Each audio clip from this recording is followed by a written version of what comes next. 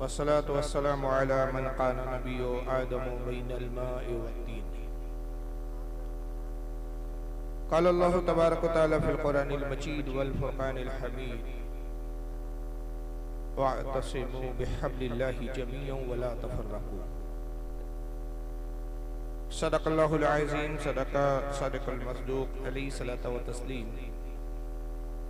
इन्नल्लाहा व मलाइकतहु युसल्लूना अलन नबी या अय्युहल्लज़ीना आमनू सल्लु अलैहि व सल्लिमू तस्लीमा। अल्लाहुम्मा सल्लि अला सय्यिदिना व शफ़ीना व हबीबना मौलाना मुहम्मदिन व बारिक व सल्लिम सल्लु अलैहि व सलातो व सलामुन अलैका या रसूलल्लाह या हबीबल्लाह सल्लल्लाहु तआला अलैहि व सल्लम। कुरैशी नगर की सरजमीन पर आज का ये एक रोज़ा अज़ीमुश्शान जलसा ताफ़ुज़ अक़ाइदे अहले सुन्नत के नाम से मुनक़्क़िद किया गया है। माशाअल्लाह बहुत ही वसी और आरीज़ मैदान में इस जलसे का इनेकाद किया गया है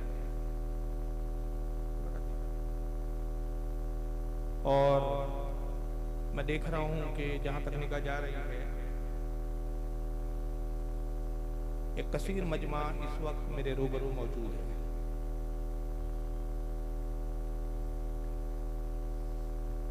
ऐसे माहौल में यूपी की सरजमीन पर जलसे का इनेकाद करना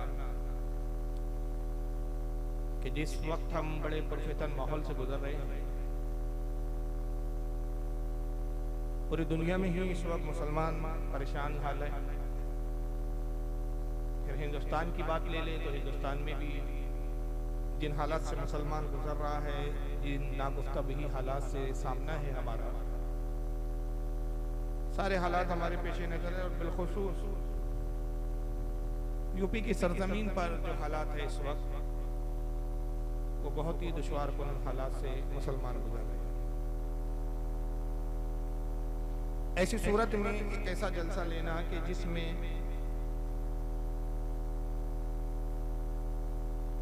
मुसलमानों की ही एक तबके के ताल्लुक से कुछ गुफ्तगू करना और उनके बारे में कुछ कलमात का इजहार करना, बज़ाहिर एक ऐसे तबका अहले सुन्नत का कि जो सुलह पसंद होता है, जो इत्तेहाद का दिलदादा होता है, जो मोहब्बत और उल्फत के साथ रहने की बात करता है, ऐसे तबके को ऐसे मौके पर इस किस्म की गुफ्तगू बहुत नागवार गुजरती है। और ऐसे हालात में, ऐसे माहौल में फिर एक सदा लगाई जाती है, एक नारा बुलंद किया जाता है कि आज इत्तेहाद की जरूरत है, तफरीक की बात नहीं करनी चाहिए। देखिए कुरान अज़ीम में भी अल्लाह ताला ने इरशाद फरमाया कि वअतसिमू बिहब्लिल्लाहि जमीअन वला तफर्रकू, तुम सब मिलकर अल्लाह की रस्सी को मजबूती से थाम लो और आपस में फिरके फिरके ना हो जाओ, तफरीक ना करो। बंद कर दीजिए, ये बहुत हवा का आवाज आ रहा है, बंद कर। कोई इतना गर्म नहीं हो रहा भाई, मैदान है खुला, माशाल्लाह अच्छी हवा है, किताबें उड़ रही। तो कुरान अज़ीम तो हुक्म दे रहा है कि इत्तेहाद की बात करो, मोहब्बत की बात करो, एक हो जाओ, नेक हो जाओ। मगर ऐसे हालात में इस तरह के जलसों का इनेकाद कि भाई आप उस फिरके से ताल्लुक मत रखो, इस फिरके से ताल्लुक मत रखो, उस जमात के साथ मत जाओ, उस जमात के साथ मत रहो, तो ज़ाहिरन ये बात ऐसा लगता है कि यार ये इस्लाम और कुरान के खिलाफ है। और फिर सियासी हालात का हवाला देकर भी हमारा एक पढ़ा लिखा तबका इस तरह की गुफ्तगू करता है कि आप देख नहीं रहे कि हिंदुस्तान में क्या हो रहा है मुसलमानों के साथ। इस वक्त मदारिस खतरे में हमारे, खासतौर से यूपी में मदारिस को लेकर जो एक नई साजिश छेड़ दी गई है, मुझसे ज्यादा, क्योंकि मैं महाराष्ट्र में रहता हूँ, मुझसे ज्यादा आप लोग जानते हैं। इससे पहले मॉब लीचिंग के नाम पर जो यूपी के हालात थे वो भी आपकी और मेरी निगाहों में किस किस्म की जालिम हुकूमतें हम पर मुसल्लत है, किस किस्म के हालात है, तासुब बढ़ रहा है, नफरतें उरूज पर है। तो ऐसी सूरत में तो मुसलमानों को चाहिए कि मोहब्बत की बात करें, इत्तेहाद की बात करें, मोहब्बत इत्तेहाद जोड़ने की बात करें। तो इससे मुझे इनकार नहीं है ना इस्लाम इस चीज़ का इनकार करता है, ना हमारे उलमा इसका इनकार करता है। यकीनन इत्तेहाद होना चाहिए, मोहब्बत होना चाहिए, उल्फत होनी चाहिए, एक प्लेटफॉर्म पे सारे मुसलमानों को आ जाना चाहिए। फ़िरक़ों में नहीं बंटना चाहिए, तफरीक का शिकार नहीं होना चाहिए, गिरोह दर गिरोह, फ़िरका फ़िरका नहीं हो जाना चाहिए। लेकिन सवाल ये पैदा होता है कि इत्तेहाद किस सूरत में हो सकता है, किन चीज़ों पर हो सकता है। अगर एक मर्द और औरत में ना इत्तेफाकी हो जाए, मियाँ बीवी में ना इत्तेफाकी हो जाए, तो ये तो होता है कि लड़की वालों की तरफ से कुछ लोग आ जाते हैं, लड़के वालों की तरफ से आ जाते हैं। लेकिन सिर्फ ऐसा नहीं होता कि बस मिल जाओ, पहले उस वजह को तलाश करने की जरूरत पड़ती है कि वजह क्या है कि जिसकी बुनियाद पे मियाँ बीवी में ना इत्तेफाकी हुई। बेशक जब तक वो वजह दूर नहीं की जाएंगी तब तक इत्तेहाद मुमकिन नहीं हो सकता। और जाहिर है इस बात पर तो किसी का इख्तिलाफ नहीं है कि रसूलुल्लाह सल्लल्लाहु अलैहि वसल्लम की मोहब्बत ही असले ईमान है, इस पर किसी का इनकार नहीं है। अगर मोहब्बत नबी में जरा सी भी खामी पाई जाएगी तो यकीनन इस्लाम से उसका रिश्ता कट गया जी। अब ऐसा शख्स जो नबी से बेइंतहा मोहब्बत नहीं करता, रिश्ता ईमान, रिश्ता मोहब्बत उसका नबी से कटा हुआ है, और अगर उसका नहीं कटा है तो उन लोगों को पसंद कर रहा है कि जिनका रिश्ता मोहब्बत रसूल से कट चुका है, तो वो शख्स लाख नमाज पढ़ ले, लाख रोजे रख ले, दाढ़ियां रख ले, इस्लामी लिबास ज़ेबतन कर ले, हज कर ले, ज़कात दे दे, कितना ही अच्छा अमल कर ले, वो अल्लाह रसूल की बारगाह में मकबूल नहीं हो सकता। ये इस्लाम का कानून है, ये हमारा बनाया हुआ कानून। नबी पाक सल्लल्लाहु अलैहि वसल्लम खुद ईमान की तारीफ यूं बयान फरमाते हैं, सही बुखारी की हदीस नंबर 14 है।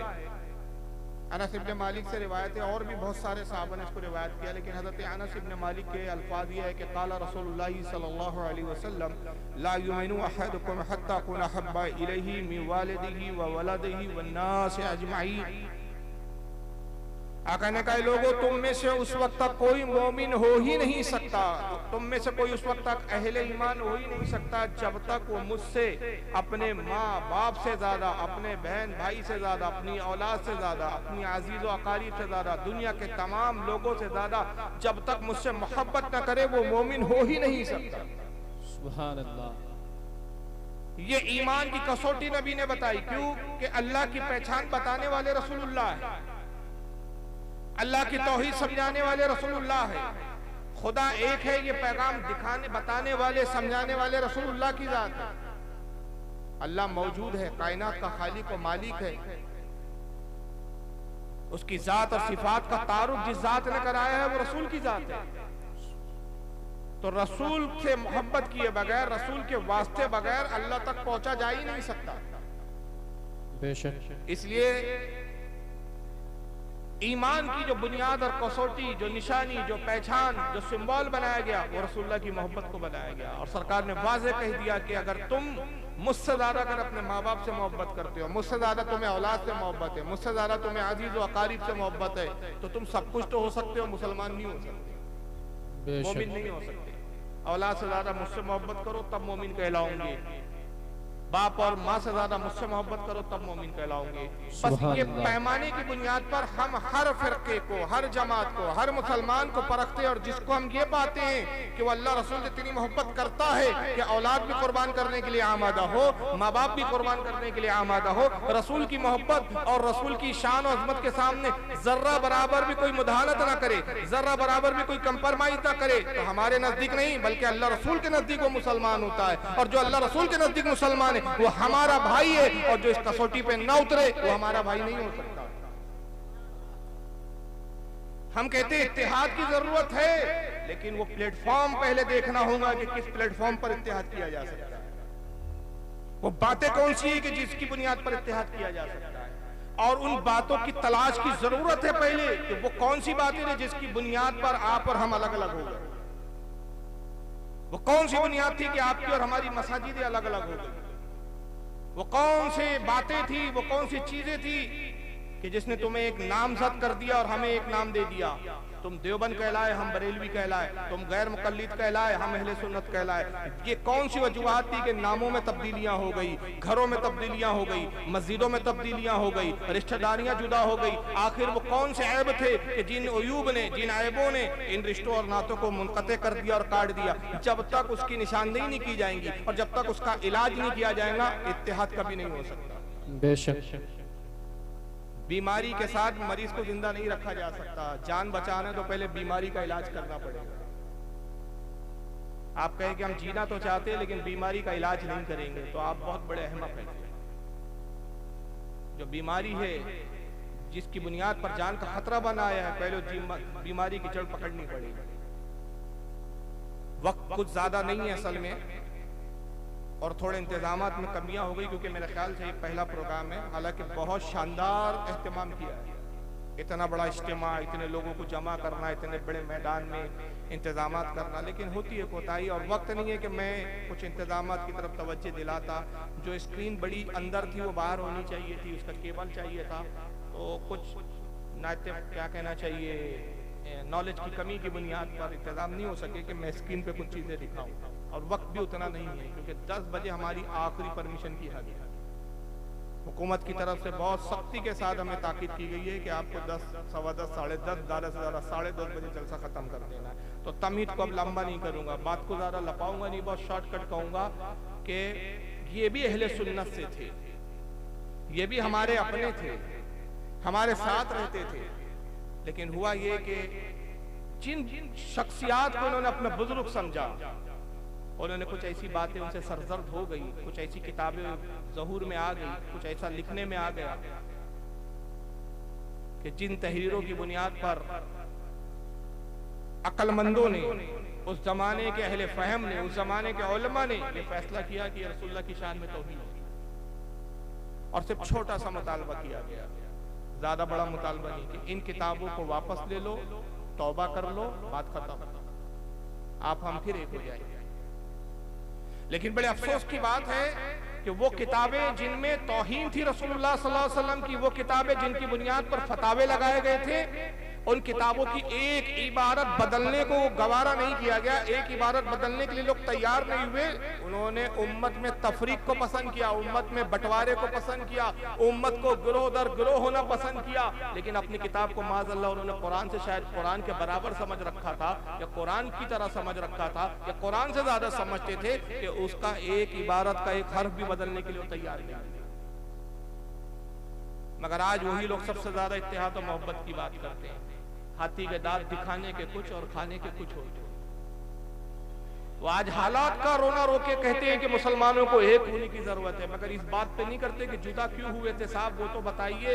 जो सबब जुदाई का था वो दूर हो जाए तो आप और हम फिर एक ही है। एक किताब लिखी गई हिफ्जुल ईमान, लिखने वाले एक फिरके के, एक जमात के हकीमुल उम्मत कहलाते थे। लोगों ने उनको हकीमुल उम्मत का दर्जा दे रखा था, यानी उम्मत के हकीम है, उम्मत की बीमारियों का इलाज करते, हालांकि वो खुद मरीज थे, उन्हें खुद इलाज की जरूरत थी। और ये मर्ज का सबब ऐसा हुआ कि उस मर्ज ने उनसे वो कहलवा दिया जो उन्हें कहना नहीं चाहिए था। लिखा तो एक छटाक भर का 50 ग्राम का भी वजन में रिसाला नहीं है, हिफ्जुल ईमान, और उसमें नौज़ुबिल्लाह लिख दिया कि हुजूर सल्लल्लाहु अलैहि वसल्लम का जहाँ तक इल्म गैब का मामला है, इसमें हुजूरी की क्या तखसीस, हुजूरी की क्या खुसूसियात। जैसा इल्म गैब नबी को है, ऐसा इल्म गैब तो जानवर पागलों को भी है, हल्के तमाम चार पाए और तमाम जानवर और तमाम दीवानों को, बल्कि बच्चों तक को ऐसा इल्म। इस पर कहा गया कि भाई ये इबारत रसूल की तौहीन है, ये नबी के इल्म गैब का मजाक है, क्योंकि जिस इल्म गैब को हम नबी के लिए मानते हैं वो अताई मानते हैं, और अताई वो होता है जिसको अल्लाह अता करे, और जो अल्लाह अपने महबूब को दे उसमें ऐब नहीं हो सकता। वो इल्म जानवर और पागलों की तरह नहीं हो सकता, वो चौपायों की तरह नहीं हो सकता। और अगर चौपायों की तरह ही अल्लाह अगर अपने नबी को गैब दे दे तो फिर रसूल की खुसूसियात क्या रही, फिर नबी का सबसे अफजल तरीन होना क्या मायने है, फिर हुजूर का सबसे बेहतर होना क्या मायने, फिर हुजूर की अजमत और फजीलत कहाँ रही।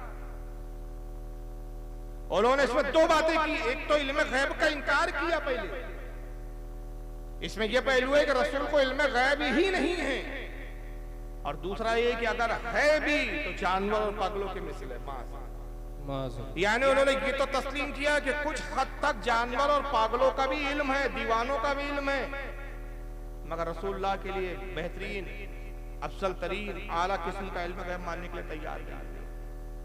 मैं इस पर ज़्यादा तफसील नहीं बताऊंगा कि कुरान अज़ीम ने नबी के इल्म गैब की बात कहाँ की है, दलाइल के अंबार है। बस इतना कह दूं कि हम रसूलुल्लाह का इल्म गैब अताई मानते हैं। अताई वो जिसको अल्लाह ने अता किया। आला हज़रत फाज़िल बरेलवी इमाम अहमद रज़ा मुहद्दिस बरेलवी फरमाते हैं कि बे अताए इलाही ज़र्रा बराबर का इल्म भी रसूल के लिए मानना कुफ्र है। हुजूर अल्लाह के बताए हुए बगैर ज़र्रा बराबर का भी इल्म नहीं रखते। जो कुछ जानते हैं हुजूर, जो कुछ इल्म है अल्लाह के बताए से, और जो अल्लाह ने बताया फिर वो कितना बताया, क्योंकि बताने वाला परवरदिगार है और हमारा परवरदिगार बहुत सकी है। सबसे ज्यादा कायनात में जो अजीज तरीन जात है वो रसूलुल्लाह की जात है। तो जब अपने रब ने अपने महबूब को इल्म दिया तो तमाम जहान के तमाम मखलूक से सबसे ज्यादा इल्म दिया। तो कितना दिया? मा काना व मा यकून, जो हो चुका वो भी बता दिया, जो होने वाला है वो भी बता दिया। सुभान अल्लाह, सुभान अल्लाह। और फरमाया हबीब जो तुम नहीं जानते थे, वअल्लमा का मालम तकुन तालम, ऐ हबीब जो कुछ तुम नहीं जानते थे वो सब हमने आपको सिखा दिया। सुभान अल्लाह। एक आयत में पूरा इल्म का जिक्र कर दिया, जो नहीं जानते थे। अब जो कहे कि हुजूर ये नहीं जानते थे, वो दर हकीकत खुदा के देने का इनकार कर रहा है।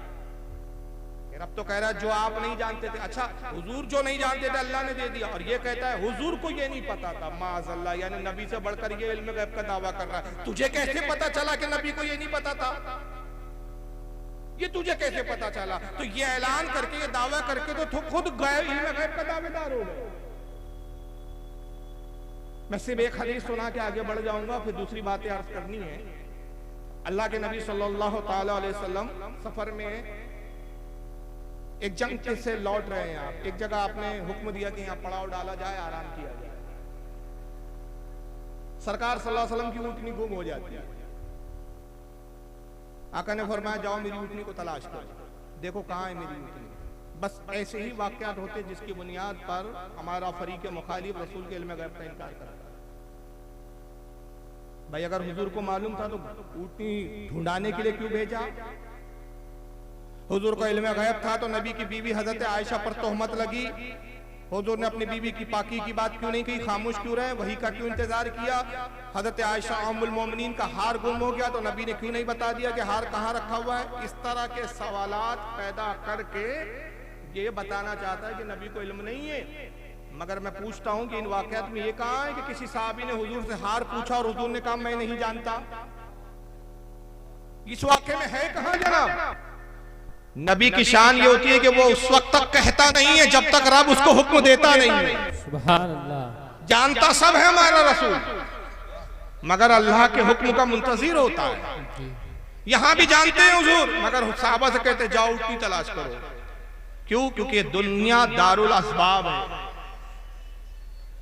ताकि तुम्हें भी ढूंढने का सलीका आ जाए और ये तुम्हारे लिए भी एक सुन्नत बन जाए कि जब भी तुम्हारी कोई शय गुमे तो ढूंढ लिया करो। अब ढूंढने में तुम्हारा चीज को हासिल करने का भी फायदा है और मेरी सुन्नत पर अमल करने का सवाब भी मिलेगा। सुभान अल्लाह। ये हिकमत है आका की। लेकिन ये लोग हिकमत कहाँ जाने?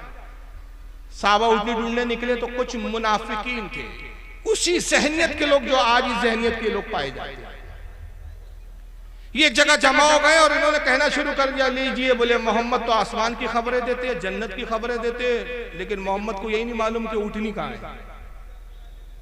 वही एतराज, वही दलील, वही अंदाज जो आज के इन लोगों का अंदाज।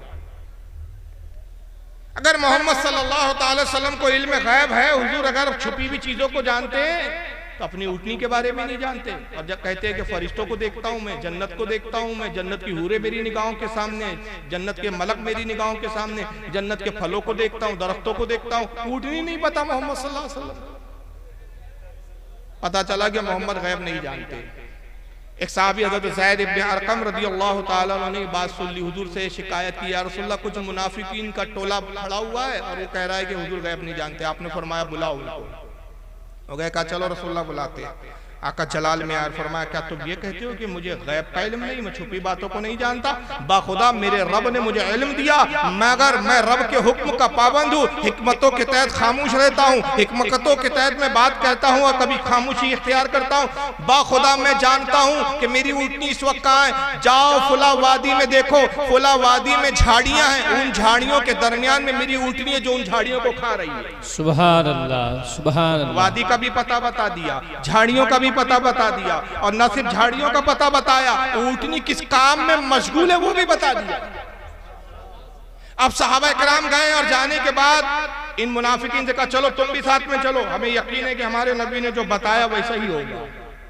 देखा तो वाकई वही वादी थी जो हुजूर ने बताया था, वही झाड़ियां थी जो हुजूर ने बताया था, वही काम में मशगूल थी ऊँटनी जो हुजूर ने कहा था। यानी झाड़ियों को ऊँटनी खा रही थी। साहबा ने ऊँटनी को लिया, हुजूर की खिदमत में आए। अब मुनाफिकों ने दाव पलटा, और यही दाव ये भी पलट जाते हैं, कहते हैं दिखाओ किताब में कहाँ लिखा है, बताओ किसने कहा। जब हम दिखाते हैं बताते, ठीक है हम तो यूं ही कह रहे थे, तहकीक करेंगे लिखा है कि नहीं, वो उन्हीं की किताब है या नहीं।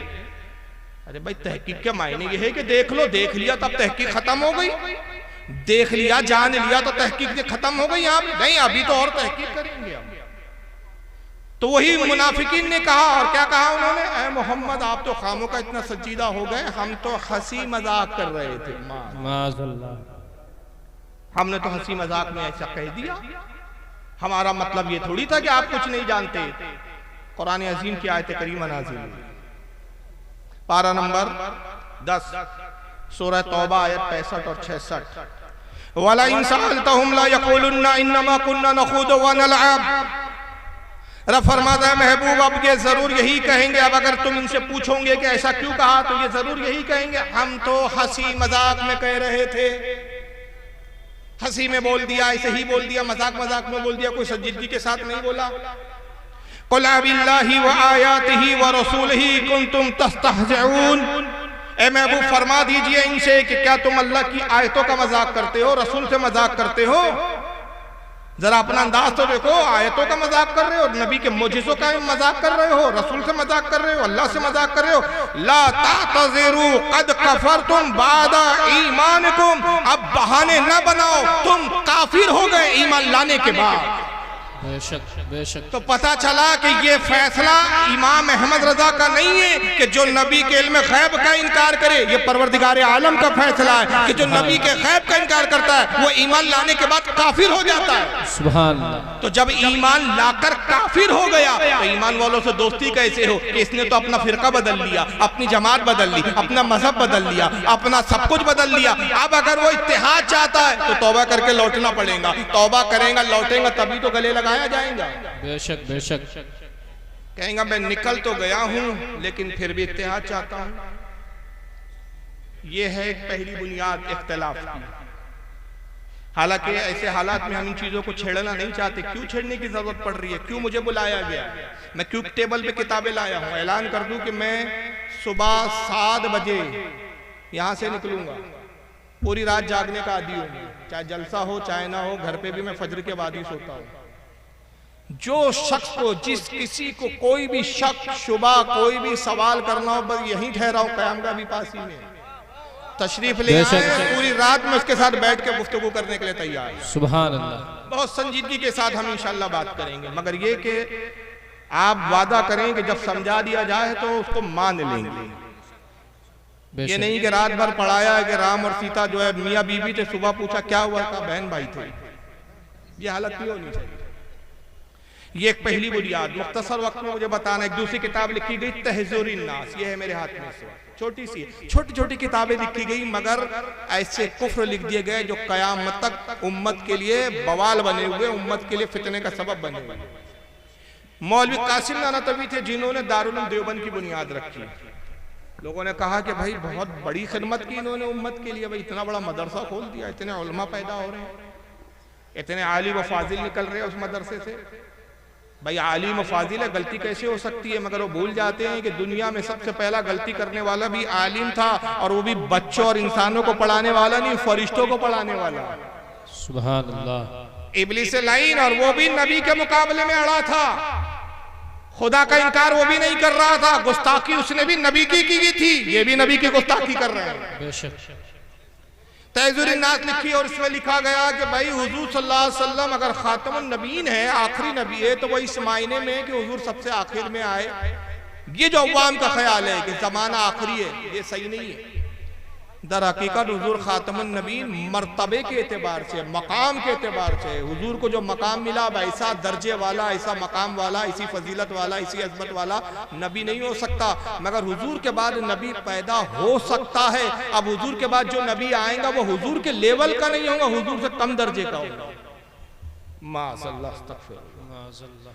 जबकि कुरान अज़ीम ने जमाने के एतबार से भी रसूलुल्लाह को खातमुन नबीन फरमाया, मकाम व मर्तबे के एतबार से भी खातमुन नबीन है। हुजूर के बाद ना ज़िल्ली नबी होगा, ना अक्सी नबी होगा, ना छोटा नबी होगा, ना बड़ा नबी होगा। नबी आएगा ही नहीं, इसलिए कि हुजूर के खातमुन नबीन होने का मतलब ये है कि हुजूर आखिरी नबी है। अब हज़रत ईसा भी आएंगे तो बहैसियत नबी नहीं आएंगे, हुजूर के उम्मती की हैसियत से आएंगे। सुभान अल्लाह, सुभान अल्लाह। और इसका फैसला कुरान ने किया। अब यहाँ एक जुमला सुन ले, कुरान ने कहा मा कान मुहम्मदुन अबा अहदिम मिन रिजालिकुम वलाकिन रसूलुल्लाहि व खातमुन नबिय्यीन। ऐ महबूब कह दीजिए कि मोहम्मद तुम्हारे मर्दों में से किसी के बाप नहीं है, बल्कि वो अल्लाह के रसूल है और नबियों में सबसे आखिर है। और हजरत उमर के बारे में हुजूर ने कहा कि अगर मेरे बाद कोई नबी होता तो वह उमर इब्ने खत्ताब होता। ला नबी आबादी, लेकिन मेरे बाद कोई नबी नहीं। एक रिवायत में आके मेरे बाद नबी होता तो अली इब्ने अबी तालिब होता, लेकिन अली इब्ने तालिब सुन, मेरे बाद कोई नबी नहीं। मुझे बताओ आज जो पैदा होगा क्या उमर के बराबर हो सकता है? आज जो भी पैदा हो जाए कितना ही बड़ा आलिम हो, क्या मौला अली के बराबर हो सकता है? तो जब अली और अबू बकर और उमर ये नबी नहीं हो सकते, तो आज का जमाने में कौन पाखंडी है जो नबी हो सकता है? बेशक हक है। कैसे कह दिया कि साहब नबी आ सकता है, पैदा हो सकता है? और असल में मसला क्या था, कासिम नानातवी साहब खुद नबी होने के चक्कर में थे। मैं नहीं ये कह रहा हूं, ये किताबें सारी लाया हूं क्योंकि स्क्रीन नहीं है, हवाले दिखाता और वक्त भी नहीं है एक्चुअल में। ये है सवाने कासिमी, ये मौलवी कासिम नानातवी साहब की जो देवबंद के बानी कहे जाते हैं नहीं, जुमलों पे गौर किया कीजिए, है नहीं, कहे जाते हैं। यहाँ भी इन्होंने जो है कब्जा किया है, हर जगह कब्जा करने की आदत है। इलाकों पे कब्जा करते हैं, मस्जिदों पे कब्जा करते हैं, मदरसों पे कब्जा करते हैं, अलकाबात पे कब्जा करते हैं, कब्जा खोर जमात बना रखी है। ये कासिम नानातवी तहज़ीरुन ये सवाने कासिमी है, लिखने वाले उन्हीं के खलीफा है सैयद मनाजिर हसन गीलानी। इसमें लिखते हैं कि एक मरतबा मौलवी कासिम नानातवी ने अपने पीरो मुर्शिद हाजी इमदादुल्लाह से कहा कि हुजूर बस जैसी तस्बीह लेके बैठता हूँ, तस्बीह पढ़ता हूँ, ऐसा महसूस होता है कि मनो वजन मुझ पे लाद दिया गया हो, जैसे पहाड़ मुझ पे रख दिए गए हो, इतना वजन मालूम होता है। तो पीरो मुर्शिद हाजी इमदादुल्लाह ने कहा मुबारक हो मौलाना, ये वजन वही है जो रसूलुल्लाह को वही पे नुज़ूल के वक्त महसूस होता था, वही वजन है। इन्होंने ख्वाब देखना शुरू कर दिया, बस अपने पे वजन तो वही का आ गया, बस जिब्रील के आने की देर है, आज नहीं तो कल जिब्रील आ ही जाएगा। अब बैठे हैं जिब्रील के इंतजार में। मगर हुआ क्या, अपना रास्ता हमवार करने के लिए तहज़ीरुन नास लिखी कि पहले लोगों का जहन बनाया जाए, जहन साजी की जाए कि देखो भाई हुजूर जो खातमुन नबीन है ना, वो मकाम और मर्तबे के एतबार से, जमाने के एतबार से नहीं है। तकरीर समझ में आ रही है ना मेरी? हाँ, जमाने के एतबार से नहीं है कि हुजूर का जमाना बस आखिरी है, नहीं, हुजूर के मर्तबे का कोई नबी नहीं हो सकता। हुजूर खातमुन है, वो मर्तबे के एतबार से है, हुजूर के बाद नबी आ सकता है। तो कल अगर अपन बोले मैं नबी हूं तो लोग मान लेंगे, मगर उल्टा हो गया भाई साहब। हुआ ये कि पंजाब गुरदासपुर का एक इलाका है, पंजाब का, गुरदासपुर में एक साहब ने जैसी किताब आई, खड़ा हो गया, उसने कहा जनाब नबी आ सकता ही नहीं है, आ गया मैं ही नबी हूं। नाम था गुलाम अहमद कादियानी, उसने नबूवत का दावा कर दिया। अब खलबली मच गई देवबंद में, ये लीजिए साहब, बादी तो भलता ही आदमी मार के चला गया। मेरे पास वीडियो मौजूद है, रूम पे आइए मैं दिखा दूंगा। अबुल क्या नाम है इनका, बहुत बड़ा मुनाजिर है, मरा नहीं है, अभी भी रगड़ रहा है, अभी भी जमीनों पर तलवे घिसे जा रहा है। ताहिर गयाबी, मौलवी ताहिर गयाबी कहता है कि जब गुलाम अहमद कादियानी ने वो किया नबूवत का दावा, हमारे देवबंद जमात के बहुत बड़े उस वक्त एक आलिम थे जिनका नाम अताउल्लाह बुखारी था। अताउल्लाह बुखारी साहब ने उसको चैलेंज किया, कहा कि तू कैसे नबी है, चल मुनाजरा कर मुझसे। उसने कहा चलो कर लेते, उसमें क्या बात है। मुनाजरे में बैठा तो अताउल्लाह बुखारी ने सवाल किया कि ये बता तू नबी है, इसकी दलील क्या है।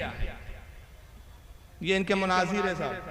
आला हज़रत फाजिल बरेलवी अल मलफूज में फरमाते हैं कि हुजूर के बाद अब कोई नबी नहीं आएगा। ये अकीदा हमारा ऐसा है कि सूरज कयामत आ सकती है, कयामत टल सकती है, लेकिन ये अकीदा नहीं टल सकता। इतना अटल है ये अकीदा हमारा कि हुजूर के बाद कोई नबी नहीं आ सकता। और अगर कोई नबुव्वत का दावा करे और उससे ये कहना कि तू नबी है, इसकी दलील दे, दलील पूछना खुद कुफ्र है। भाई नबी हो ही नहीं सकता तो क्या माज़अल्लाह दलील दे तो क्या मान लेंगे उसको नबी? अरे वो चांद के टुकड़े करके दिखा दे तो हम नबी नहीं मानेंगे, हम उसको शोबेबाजी समझेंगे। ये दलील मांग रहे, तू नबी है, इसकी दलील क्या है? उसने कहा मेरी दलील कुरान में मौजूद है। कहा कुरान में कहा? कहा देखो अल्लाह ताला ने ईसा की जबान से कहलवाया कि जनाब ईसा ने कहा मेरे बाद एक नबी आएगा, उसका नाम अहमद होगा, वो अहमद मई। तो हमारे मौलवी अताउल्लाह बुखारी ने, देवबंदी के मौलवी अताउल्लाह बुखारी ने कहा अरे बदबाक, कुरान में तो अहमद लफ्ज आया, तू तो गुलाम अहमद है। तेरे नाम के आगे क्या है? गुलाम लगा हुआ है, तू तो गुलाम अहमद है। कुरान ने तो अहमद कहा, तू कैसे हो सकता है? उसने कहा हज़रात जब मैं पैदा हुआ मेरे घर वालों को थोड़ी मालूम था कि मैं नबी हूँ, उनसे गलती हो गई, उन्होंने गलती से गुलाम लगा लिया, ओरिजिनल असली नाम तो अहमद ही है मेरा। तो अताउल्लाह ने जवाब दिया, मौलवी ताहिर गियावी के अल्फाज कहता कि मौलवी अताउल्लाह मुस्कुराया, कहा ओहो मैं तो समझ रहा था अब तक ये हादसा मेरे ही साथ हुआ है, आज पता चला जनाब के भी साथ हुआ है। असल में मैं तो अल्लाह हूँ। माँ बाप ने पहचाना नहीं, जाना नहीं, तो अताउल्लाह लगा दिया, और जब मैं अल्लाह हूं तो मैंने तो आपको नबी बनाया नहीं, तो आप नबी कैसे बन गए? ये इल्म है इनका। यानी दूसरे लफ्जों में ये उस जमात के साथ मुनाजरा नहीं कर रहे, मस्करापन कर रहे, और गोया ये कह रहे कि अगर तू अपने जमाने का मसलमा कज़्ज़ाब है तो हम भी अपने जमाने के नमरूद और फिरौन से किसी तरह कम नहीं है। ये है वो तहज़्ज़ुरुन नास जिसने गुल खिलाया। इन किताबों की बुनियाद पर हमारे अकाबरीन ने फतवे लगाए, और लोगों ने कहा इतने बड़े आलिम हैं यार, आप फतवा क्यों लगाते हो उनके ऊपर? देवबंद का मदरसा बनाया। हमने कहा सिर्फ मदरसा बना के चंद लोगों को पढ़ाने से ये साबित नहीं हो जाता कि अगर उनसे कसूर हो जाए तो वो दूध के दूल्हे हुए हैं। क्योंकि एक पढ़ाने वाले को हमने भी गुमराह होते हुए देखा है, वही जो फरिश्तों को पढ़ाता था। मगर खुद देवबंद की तारीफ में एक किताब और लिखी गई इसी मदरसे देवबंद की, और वहां भी तौहीन की गई। ये असल में बुनियाद बता रहा हूं, जिन बुनियादों पे इनमें और हम में इख्तिलाफ है।